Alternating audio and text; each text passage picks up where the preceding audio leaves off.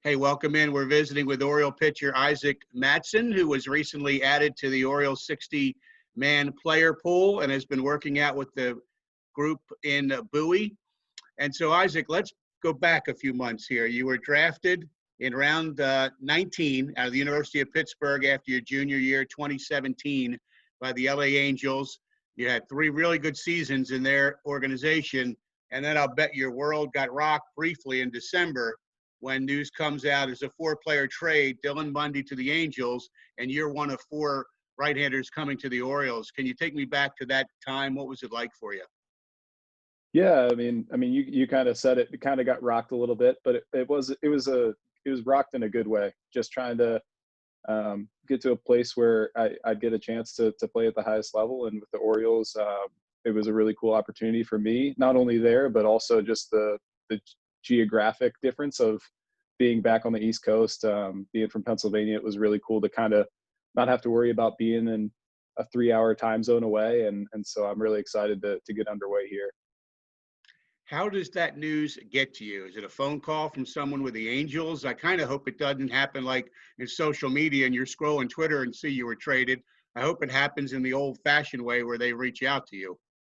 Yeah, they had reached out to me. The Angels had a little bit earlier than it got announced, and they're just like, "Hey, congratulations, best of luck moving forward, and thank you for everything." And shortly after, got a call from the Orioles. But in that time between, I wasn't allowed to tell anybody. But I did tell my parents and my agent and my girlfriend right before heading into work. So it was a little bit of getting used to kind of stuff that I had never been through, and kind of learning as I went. But it was definitely an exciting time.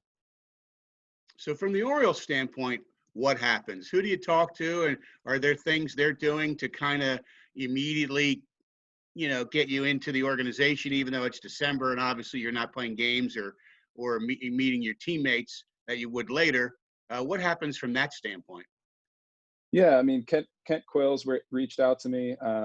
He was the first one to reach out to me, but then going through December, January, and February, I got to talk with Chris Holt, and we had a bunch of Zoom calls. It was me as well as all the other guys that had gotten traded, and some new guys with the Orioles. So it was really good to not only get on those calls, but kind of learn what the organization was about, as I was new to the organization, and just trying to see where I could make the biggest impact as far as my skill set, and kind of where we could get better as the time went on. As you realize you're with a rebuilding organization and a lot of young guys are getting a chance, that's got to be music to your ears as that part of it sets in for you. Yeah, I mean, and there's that piece of it, but there's also a bunch of talented guys at the top level too. So just trying to do my best to get better, and then eventually get a chance to hopefully make a positive impact once I get that shot. So the Orioles under Mike Elias and with Chris Holt, Doug Brocail are obviously very analytic, data-driven. They work very specifically with individual pitchers. They had a lot of success on the farm last year. Is this new to you? Is it very much like what you saw with the Angels? How do you compare what you had for 3 years and what you have now? I mean, as far as the differences and similarities, that's another part of it just being a blessing. Is Doug White from the Astros had gotten pulled over to the Angels last year, so we had kind of gotten introduced to all the kind of technology and information that they could provide. So it was already something that was part of my process. So when I got with the Orioles, it was kind of just a continuation, and so I was really thankful for that, just being able to continue to go about my process, and also have guys that were going to be able to help me along that way. So it was definitely a blessing to kind of have similar philosophies per se.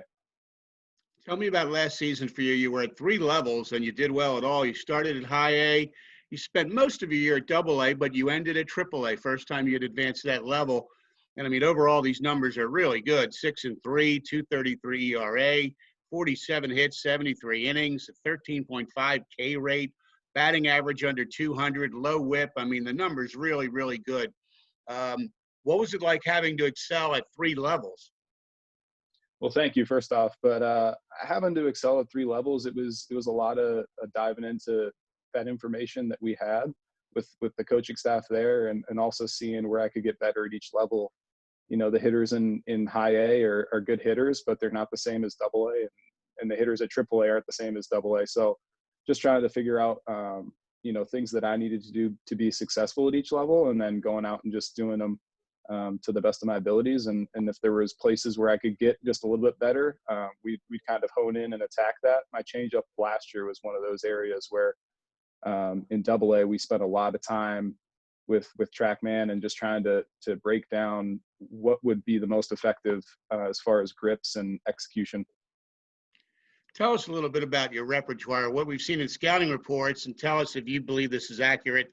Is a fastball that ranges from 90 to 94, and I've seen reports of very good spin rate, which I guess helps you dramatically. Is that accurate? And what else is there in your repertoire? Yeah, I mean, it's accurate. It's a very average velocity. It's something that I hope to keep working on, and maybe get a few ticks up as far as the fastball velocity goes. But fastball, slider, and then changeup, and they're still a work in progress. Every one of those pitches, just trying to get them better. But the other piece of that is just the mental side, where I can know I can go to each pitch in any count, and then just execute based off the situation. We're visiting with the Oriole right-hander Isaac Mattson on the 60-man player pool with the Bowie group right now. And if you're on the 60, you have a chance to be in the major leagues this year. How exciting is that aspect to you? I know you're probably taking it a day at a time, one step, working on those pitches, but who knows? That call could be coming your way. Yeah. I mean, it's exciting to think about, and I'm hopefully I can continue to work and hone my craft, and eventually get the shot to contribute at the big league level if that's something that they'd like for me to happen, for them to happen. So just trying to go about my daily business and kind of focus on what we got. But it is a lot of fun just getting to watch baseball on the MLB app and on the TV. It's nice to have it back for sure. When a player gets in the major leagues for the first time, we hear similar quotes, probably because it's just a special thing. It's a dream for kids. They wanted to do it when they were playing Little League. Now they're doing it as they're a young adult. I mean, have you thought about what that might be like? You must have heard from a lot of teammates over the years who've gone through it. Yeah.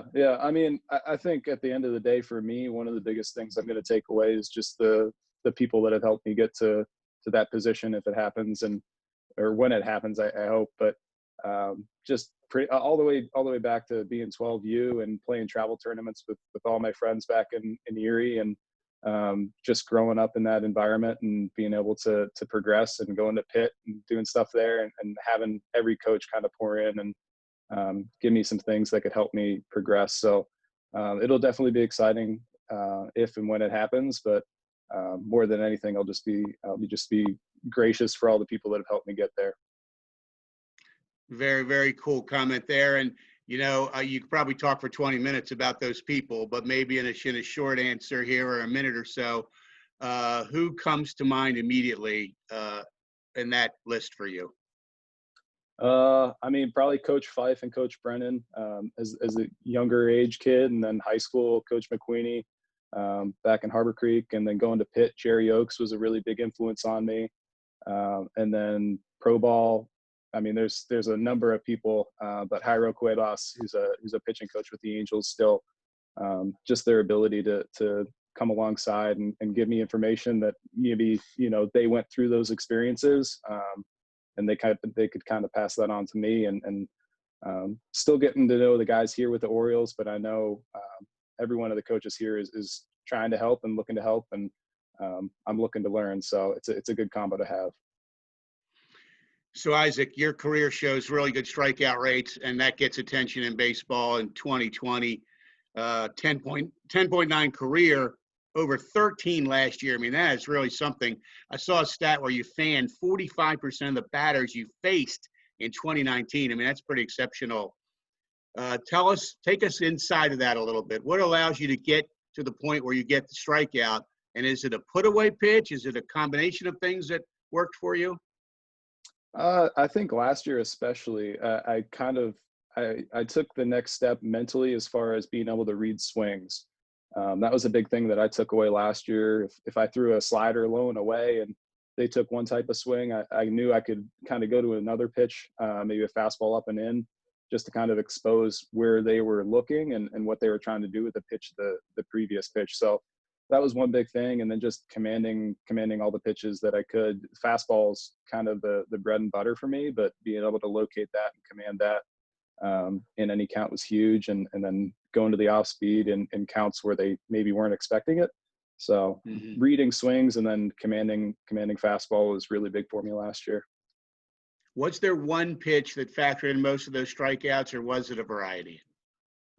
I mean, I think if you look at the numbers, the fastball is huge, and that's one of the reasons why I'm trying to work on the off speed. Is I know once guys kind of get that read of, you know, this guy likes to go fastball here a lot, they're going to start keying on that. So I need to have something to go to later in the count, and that changeup and the slider are going to be huge for me this year. Very interesting, your comment about reading bats. I mean, that really, that's part of the game that maybe fans and even media don't always grasp, that are important things for you to do out there. Does that just come to you with experience? Did something click for you that you said, I feel more clued into this now? Yeah, I mean, it comes with experience, but even just the things that you can do extra is watching film and just trying to see each guy as their own hitter. In the long run, they're kind of going to do the same thing over and over again. There may be tiny adjustments that they make, but overall, it's going to be really similar from the beginning of the season to the end of the season. So just watching film and then the experience is huge with that. Just trying to read those and say, to, at least for me, earlier in the season, okay, this guy did this here, and then later in the season, how can I take advantage of that? Wow, you keep a book on those guys too, and the teams are helping you with that as well. Yeah. I mean, mentally, and then I love writing things down. If I don't write things down, I usually forget them. So I've got a couple notebooks full of notes. Pretty cool, and all that helps you. And you're right, you're going to forget what happened June 1st on July 10th in this game. Too many games are pouring by, so that's a great way to do it. So in a couple minutes we have left, Isaac, tell me about the Bowie group. There's some really good prospects over there, some mix of some guys who have some MLB time and guys who are going to get there one day. What's it like over there? I mean, it's awesome for me being new this year. Just trying to learn guys' names is step one. But it's like you said, it's a talented group. Seeing DL throw these past couple of days is fun. I mean, he's a lefty that throws mid to upper 90s, and watching him pitch, and Kremer and Shep and Keegan Aiken and just the list goes on with the level of talent that's here. So just getting to watch them, but also getting to have those conversations that if there's a regular season, you can have those conversations like, hey, you went to this pitch here, or how do you hold your changeup, or what's your mindset with this? So it's nice to be back in an environment where we're all kind of keyed in on that process of getting better. So I mean, it's great getting to form these relationships with these guys and see them excel. You know, we've heard from so many of the Oriole players with the health protocols so strict this year. They're going to really try to, and this is terms they have used, police each other and make sure we do everything we need to do. And I mean, for any of us, that would be hard to do over a couple months. You can't just be a hermit and just never put your head out the door. But how will it be for you guys? I mean, especially you're new. You'd love to go out and have dinners with guys and do some socializing, and maybe some of that you can do. But at the same time, you want to make sure you get to the end of this thing. Yeah, I mean, like you said, there's that self-policing, and I think there's a really big responsibility for the players to take ownership of it. There's so many things that, you know, possibly could go wrong, but if we're taking the right steps as players and taking the responsibility on ourselves to, you know, take the right steps, washing our hands after coming off the field and wearing masks when it's required and appropriate. They're all big steps. And I think it goes even outside of the baseball field, just going to the grocery store, making sure we're taking the correct precautions with that. Because at the end of the day, it's not just us that's being affected. It's, you know, all the guys that we're around on a daily basis. So We owe it not only to ourselves, but to the guys that we're here training with and trying to get better with to do our best with that. Well, Isaac, I think you're making Erie, Pennsylvania proud of you, and you're nice to take time today. By the way, did you get to Camden Yards from Erie when you were growing up playing ball? Yeah, actually, during the younger years when we had travel tournaments, we actually came down and played in Aberdeen, and we actually got to go and watch a Yankees Orioles game with the all you can eat seats out in left field. And that was tons of fun. I remember as a kid just eating tons of ice cream. But yeah, I've been to Camden Yards, and it's a little bit different when you're on the field looking up at that big warehouse. It's a surreal moment, and it's exciting. Well, have a great time in Bowie. We look forward to your next trip there. And really nice to get to know you a little bit today, even if it's not in person. This is the next best thing. And Isaac, thanks for taking the time. Thank you, Steve. Thanks for having me on.